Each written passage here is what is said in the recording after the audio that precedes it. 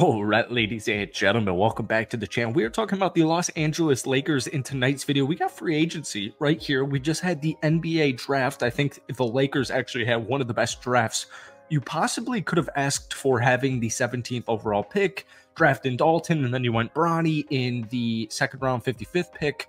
LeBron James declined his player option earlier today, but then we're hearing he might get a pay cut. All of this doesn't matter, in my opinion.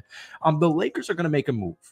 And they're going to make a move, whether it's free agency, that might be a little bit more complicated, or it's going to be a trade. It might not be a Trae Young trade, but it might be something that could really help this team get back to the NBA Finals. And I look at LeBron, I look at Anthony Davis and Austin Reeves, and even younger guys like Max Christie, Dalton Connect is, I think, going to be literally a day one impact player for the Los Angeles Lakers. But everyone's freaking out because LeBron's getting a little bit older, right? Or he is been getting a little bit older. The production has not necessarily fallen off, but to me, the biggest move the Lakers could have ever have made this entire offseason, not even talking about a Zach LaVine potential trade, not even talking about bringing Kevin Durant or Paul George or any top tier superstar. The biggest move the Los Angeles Lakers made this offseason, and it will stand pat till the game one of the regular season, was signing JJ Redick to be, or hiring JJ Redick to be a new head coach. Darvin Ham, I'm sure, is a great guy. I'm sure he's a very nice, respectful dude. But they needed change. And that was obvious actually a long time ago. It was very clear that Darvin Ham never controlled the locker room. And I don't think his players truly respected him, and JJ Redick is about to change everything. So before we get into tonight's video, if you guys enjoy it, be sure to hit that like button, hit that sub button for daily Lakers content. If we try and get this video to 100 likes, I would really appreciate it. So once again, I really like JJ Redick. I think he, as far as basketball knowledge goes, I think just like articulation, I think he's a freaking beast. I really do. I think people get concerned about former players way too much. When you look at vast majority of successful head coaches, like even just the most basic example of Steve Kerr, right? Pat Riley. I mean, I'm telling you guys, JJ Redick is the difference maker in the Los Angeles Lakers offseason.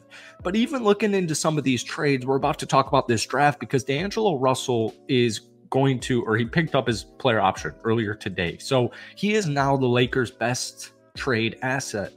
And I will just say this, I really like DAngelo Russell. I think D'Lo is a beast. I think he can just absolutely shoot it lights out. But just like every shooter on the planet, sometimes you have cold stretches.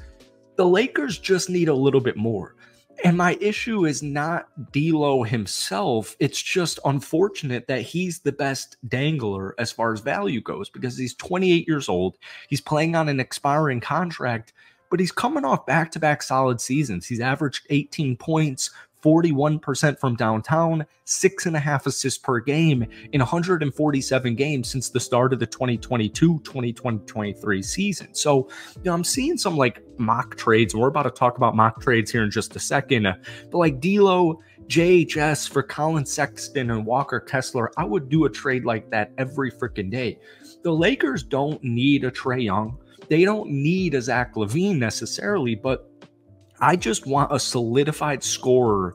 Doesn't even have to be a starter, folks.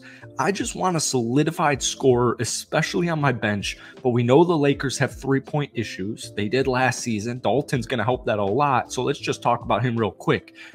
For some weird reason, NBA GMs right now are obsessed with age. They are literally obsessed with age.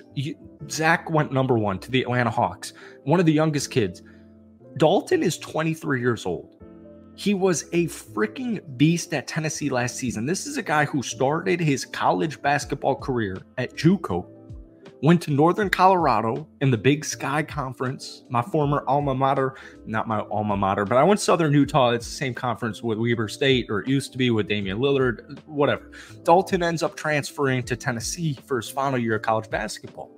Last season in an SEC program, 36 games, 22 points, 5 rebounds, 2 assists, shot 46% from the field, 40% from downtown. His size is amazing. His physicality is there.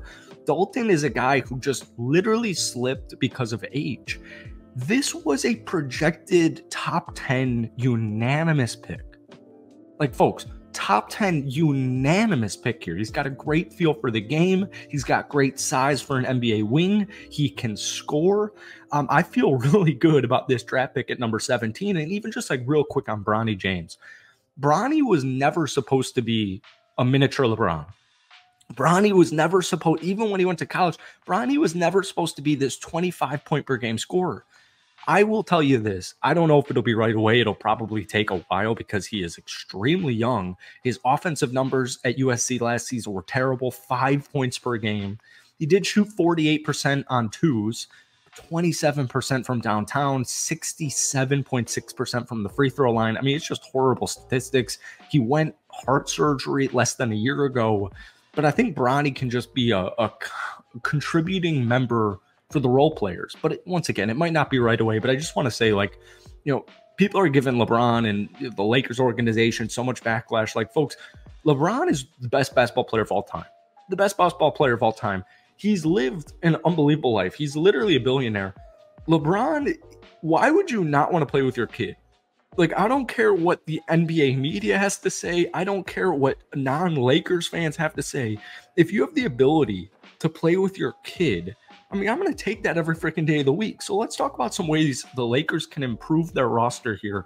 Jeremy Grant, I think, would be very beneficial to this team.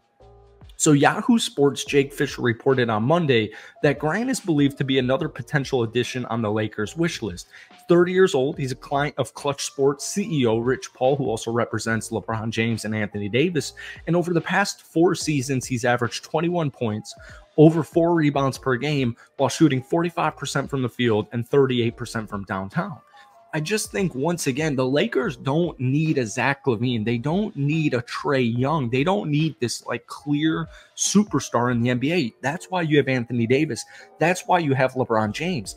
They just need another solid, reliable contributor who's going to score the basketball, shoot threes, play defense, play his role. And I think that's exactly Jeremy Grant. We've been trying to get Jeremy Grant over to the Los Angeles Lakers. I mean, what feels like ever since LeBron got to LA. And I think it's time to just make it happen because he's over here sitting in Portland. Portland's clearly going through a rebuild here. They just don't really need Jeremy Grant long term. I think they would take a trade there. So, a couple other potential targets would be a Trae Young trade. Once again, I don't really think they need to do that. I've always kind of viewed Trae Young to the Lakers as a long shot. I would actually much more prefer a dude like Chris Paul. We've heard Klay Thompson in free agency. I think that would be very difficult because I think the Orlando Magic are about to give him an arm and a leg. But those are just some potential targets. Let me know your thoughts on the Lakers draft, and then let me know which free agent target or trade target would you make a move for if you were the Los Angeles Lakers. Thank you guys for watching. Hit that like button, hit that sub button, and we'll see you tomorrow.